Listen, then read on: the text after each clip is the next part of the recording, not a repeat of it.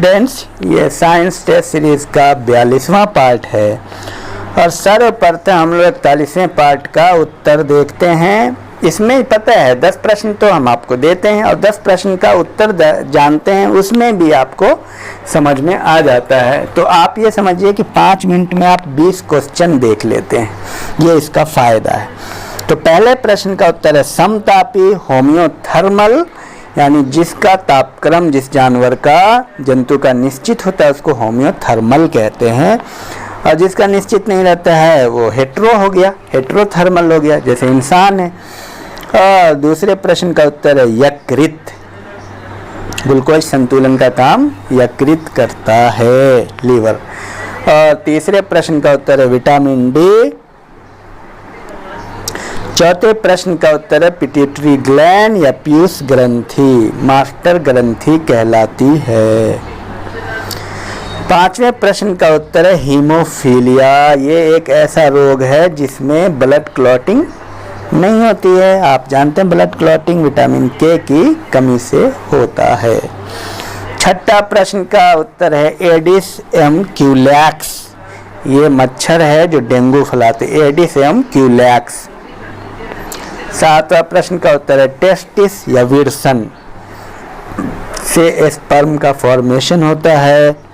आठवां प्रश्न का उत्तर है यकृत, यूरिया का निर्माण यकृत में होता है। और नौवां प्रश्न का उत्तर है शरीर का संतुलन, जो कान की अर्धवृत्ताकार नलिकाओं का कार्य क्या होता है, शरीर को संतुलन बनाए रखने में मदद करता है। और 10वें प्रश्न का उत्तर है A B positive, universal acceptor है, सर्वग्राही है। अच्छा, चलिए अब प्रश्न लेते हैं। पहला प्रश्न, रक्त में प्लाज्मा की मात्रा कितनी प्रतिशत होती है?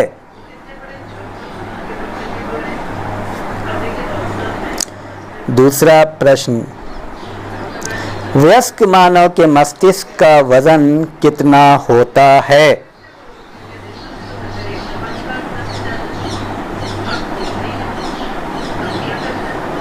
तीसरा प्रश्न, संतुलन बनाए रखने का कार्य मस्तिष्क में कौन करता है?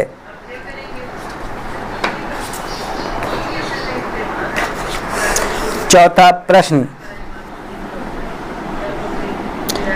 मानव शरीर की सबसे बड़ी ग्रंथि कौन है?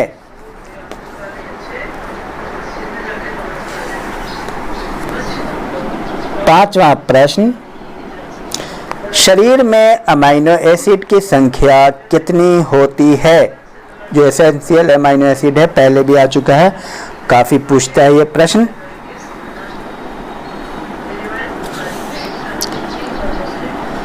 और छठा प्रश्न, 1 ग्राम कार्बोहाइड्रेट लगभग कितना कैलोरी ऊर्जा उत्पन्न करती है?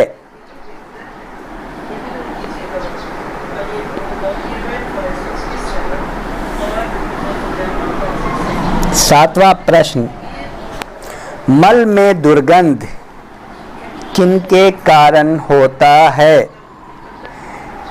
यानी स्टूल में जो बैड स्मेल होता है वो किसके कारण होता है? आठवां प्रश्न, मनुष्य के लिंग का निर्धारण कैसे होता है?